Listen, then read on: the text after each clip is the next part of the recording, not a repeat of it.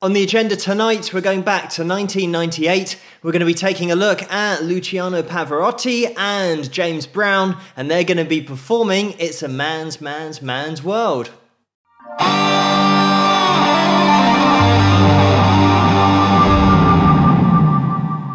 Hello, Phil here from Wings of Pegasus, and welcome to another analysis video. If you enjoyed this video, please give it a thumbs up and subscribe.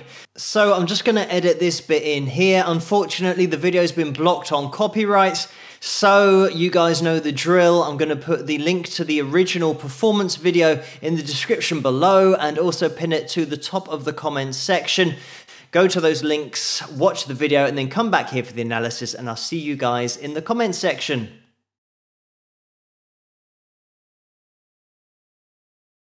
This performance is one of those that brings together two styles vocally that are worlds apart, but they work together so well because we have two top quality singers, two of some of the best singers of all time, especially when you're talking about Pavarotti, the classical king of high Cs, as he was known, the king of high Cs. And I'm going to explain the high C note and everything about that a little bit later on. But we've still got this direct comparison between the stylizations that James will use in his vocal, having such soul in his voice. Pavarotti's going to be hitting exactly the same notes, getting up to an A4, so not quite as high as the high C, that C5, but we're way up there in the male tenor range. It's interesting in that recently we had a look at Freddie Mercury and Montserrat Caballé as well, and that comparison of stylizations and just technique overall between the two genres that they are most well known for singing. And we're going to have exactly the same thing here. And you probably will already know what Pavarotti's vibrato is going to sound like if you've watched that previous video. We will slow it down again and have a listen to the way that Pavarotti's going to be hitting the destination note where he starts and then going up a semitone, sometimes just a little bit higher than a semitone, but pretty much nailed on a semitone above the note he's singing, and just wave between those two notes in order to achieve that vibrato. Comparatively, James Brown is going to be singing a lot of straight notes, and the vibrato that he has is within his vocal sound. It isn't a standalone technique or as dramatic as it will be in classical music. So very similar to Freddie Mercury in the way that he used to apply his vibrato. It was just part of a note that he was singing. It was never a standalone technique. When I say about it sounding like a standalone technique, what I mean is a standout technique. For example, when you sing a straight note and then you apply vibrato to that note, if it is dramatic and it's not within that note to begin with, then it sounds like the note has changed and another technique has been added in. For example, if I just went,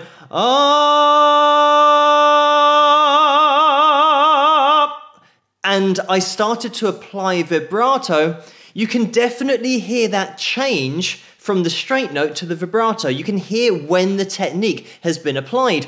But when you sing a note that has vibrato within it, and you might go,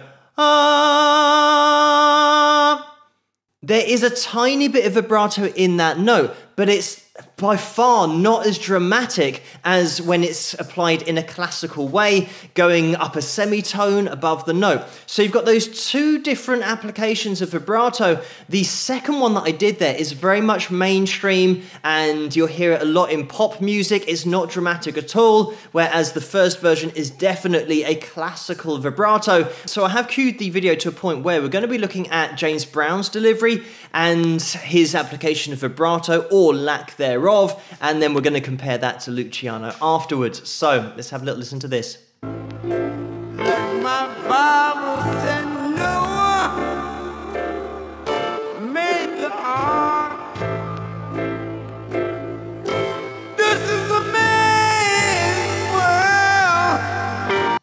I'm just going to stop it there. I didn't mention it was going to be at half speed, but by playing it back at half speed, you start to get an appreciation of whether there's any vibrato in there. And all of these vocal phrases, we just heard 3 in a row there, there wasn't any hint of vibrato within any of those vocal phrases because James Brown was so accurate with his pitch. He would just pick out these notes and he had that expression in his voice, that soul as well. But he had such flexible vocal cords that he could just jump between notes if he wanted to, throw together little bluesy runs, lines with his vocals, just tail off at the end of vocal phrases as well. So that's a great example of James Brown, his delivery, and the way that he just dances between notes and doesn't necessarily spend a lot of time holding one note with excessive vibrato. So let's have a listen to Luciano's application of vibrato at half speed, and afterwards I'll demonstrate it on the guitar as well. So maybe you guys will get a deeper appreciation of exactly what's going on notes-wise, but let's have a listen.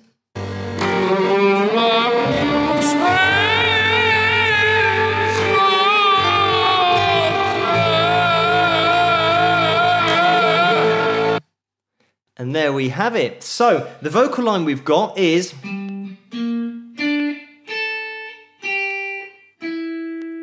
those are our notes, but we are by far not playing them straight or singing them straight, in this case with Luciano. So when we're going through and we hold the note, he's going up a semitone with his vibrato, like that, and then always up a semitone, like that. When you slow it down, that's what it's going to sound like vocally and on the guitar. When you're playing this as a technique on the guitar, it's called blues rock vibrato, when you bend the string to the note above in order to get that vibrato sound. So now that we know what it is in slow motion, like that, as soon as you speed it up, your brain doesn't take in that you're going to the semitone above. It just sounds like a note singing. Like that. In classical singing, the vibrato tends to be wide, but also the frequency is slow. So it means that it is more dramatic. If I played that wide vibrato with a fast frequency on my guitar, you don't really take in the note that I'm going up to because I touch it for a fraction of a second before coming back down again. Whereas the slower the vibrato is, the slower that frequency is, the longer you spend touching that note above. So to compare those two, we've got where you don't really take it in, and then you can now start to hear that note that I'm going to just above the note where I'm starting. So the slower the frequency, the more dramatic it is, and the more you're going to be able to tell how high that vibrato is going. Just while I've got the guitar out to show you guys the notes going on here, we've got an A4, a G4, and an E4 as well. The male tenor high C is going to be on the 8th fret of your high E string, which is there. That's a C5, a B4, and an A4. So you can see that when we take it from the A and the A sharp and the B and the C, we're not a million miles away here from that male tenor high C, and all of this singing is in chest voice. There's no falsetto going on here. And this is just why Luciano Pavarotti was so revered as a vocalist, as a classical singer, because of his ability to take that chest voice up to high C and maintain the quality of the tone and the tonal consistency that I mentioned in so many other videos that great singers have. Luciano Pavarotti was the king of high Cs, but the king of vocal consistency. Because what happens with male vocalists is, as they ascend, generally, you will have to lighten up with your sound because you can't go high up in your range with a full-bodied sound because you start pulling up chest voice and you'll struggle to hit the note. You probably won't even get to the note that you're aiming for because there's too much weight in the sound. Whereas Luciano Pavarotti had the ability to take his voice up in chest voice to a high C. So whenever a guy approaches this area in his range, I know that ranges vary. Some guys can sing naturally higher or lower than others, but generally around this spot, guys will want to transition into their head voice or falsetto because it's going to be easier to do that and reach these notes higher up than take their chest voice all the way up, because then they'll start to strain. So to give an example of that, if I'm singing an E in chest voice and I go up and I try and go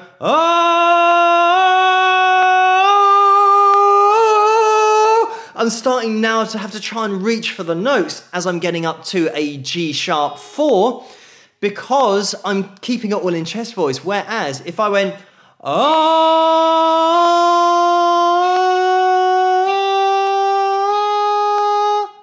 you can now start to hear how much easier it is for me to get up here, and that is achieved by using a lighter vocal cord coordination. So I'm using less air, less force and less support with my diaphragm. I'm just allowing the notes to increase in range, but I'm taking the body out of the sound. So when a guy gets to that point in his range, one of two things will happen. He'll either lighten up the vocal sound, the tone, and ascend with a head voice sound, which is going to be lighter. It doesn't have the body of the chest voice in there. He might also use mixed voice, which is a mix of chest and head. But the important thing to point out here is introducing head voice, because that's the lighter configuration that you get into in order to ascend.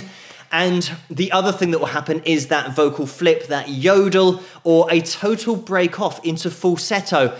And falsetto is false in Italian. That's what that word means, and it comes from classical singing, because singers who did not have the ability of Pavarotti would flip into falsetto, and therefore it was referred to as a false voice, because they're hitting a C5, for example, but they're not doing it in chest voice. They're cheating. It sounds weak. It isn't real. It is false. So this is why falsetto is called that, because it just originates from classical music and the Italian for false. So, referring this back to Pavarotti, he didn't take any of the body out of the sound. And when we ascend, he's not only going to a G sharp 4, he's going to an A sharp 4, a B4, and a C5. He's keeping the body and the sound all the way up. And this is why he was the king of high Cs, because he could get up to this point and still have the same vocal consistency and tone that he had at the bottom of his range. And that takes a hell of a lot of practice, a lifetime of study and practice in order to be able to achieve that. And it's interesting the way that Pavarotti studied when he was about 19 years of age for 4 or 5 years, and he gave up 4 or 5 years into just hardcore study of classical singing because he had a vocal node, a nodule on his vocal cords. So it was just one night that he had a disastrous performance because of this nodule on his vocal cords. And just quickly, a nodule on the vocal cords stops them from coming together tightly, because without any bump in the way, which is what a nodule is, or any swelling, it means that they can come together really efficiently and press up against each other. As soon as there's a nodule in the way, a bump, it means one of them is going to be slightly curved, and the bump is going to get in the way of them connecting properly, which is going to affect the vocal ability so much, because the vocal cords can't snap to the same positions that they used to without that nodule getting in the way. So this is when Luciano decided to quit singing, and he realized that once he just got rid of that load on his back, or the monkey off his back of the stress of singing, and he rested his voice, the nodule then recovered, the swelling went down, and when he then returned to singing in a lot more of a relaxed entity and not being up on stage and singing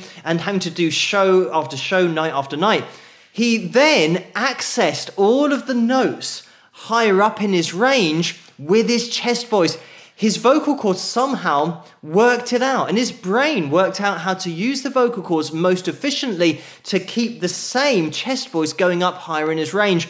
So it was one of those eureka moments that his brain just worked out how to get this same tone all the way up, but it came from vocal rest and almost a contemplation and understanding of all of the previous year's training now being applied in the most efficient way possible. Your vocal cords are an instrument, so if you have a little bit of time off, it can deepen your understanding of the technique you're trying to sing, but also the application that your brain is trying to apply to your vocal cords. And especially when you do have a problem vocally, just taking rest days off is a great idea just to help it recover, but also it means that then when you resume, you'll be a little bit more careful with your technique, because you'll know that when you started to push your technique and push your chest voice, that's what caused that vocal injury in the first place. We are going to be getting back into the performance and we will watch it all the way to the end. But another thing just to mention about this is the way that there is such mutual respect between James and Luciano.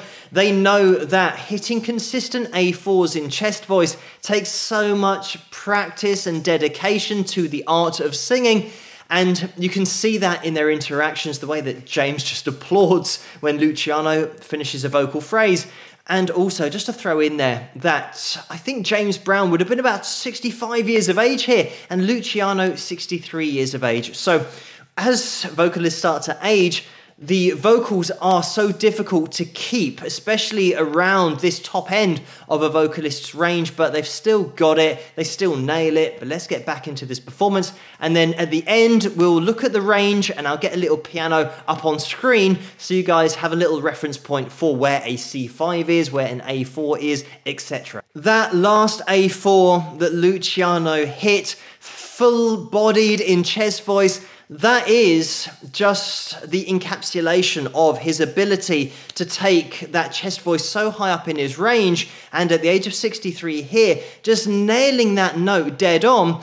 And the reason it's so good is the tonal consistency from the notes that he sang beforehand, which are way lower, to then jumping massively higher up in his range, but it's sounding the same. It all sounding like it's the same instrument being played. And that is the thing that is so difficult and takes years and years and years of training to have that support, that diaphragmatic support, the diaphragmatic breath that's being used in order to keep that body in the sound. I don't want this video to go on for too long. I mean, looking at these two, it could go on for years, but I will get this keyboard up on screen so you guys can see the range that I'm talking about, not only in this performance, but in all of the other analysis videos I do. So you'll see on the screen, we have a piano, and going from the left-hand side of that piano, I will mark up where C1 will be. It's the earliest C, the lowest C that you can get on an 88 key piano. And as you move through the octaves, we'll then go to C2, we'll then go to C3, we'll then go to C4, and then we'll go to C5. And this is what I'm talking about in this performance, where the vocalists are hitting a C5 in chest voice. So hopefully that makes it a little bit clearer, having the piano on screen, but also for future reference when I'm talking about an A2 and a B2 and a C3, just notes in that male baritone range, you can see where those are on the piano and how much lower those are than the C5s of that male tenor range. Just to mention about the ranges, and the male tenor range actually is written down as maxing out at A4, but with human voices, they vary. You can have a little bit above an A4, a little bit below a B2, which is again the specification for that male tenor range at the lower end of the range. So to give you guys an idea of where these vocal ranges sit, I'll try and edit it onto the piano on this video, but it's great to have a look at these two top vocalists in action with such different applications of their stylizations and just vocal techniques in general, but it works together so well. I know that this video has been a little bit technical, there's a lot of information in here, but thank you guys for suggesting this video for me to take a look at, and keep those suggestions coming in the comments below. Let me know what you guys think, and if you did enjoy this video, please give it a thumbs up and subscribe, and I'll see you guys at the next one. Rock!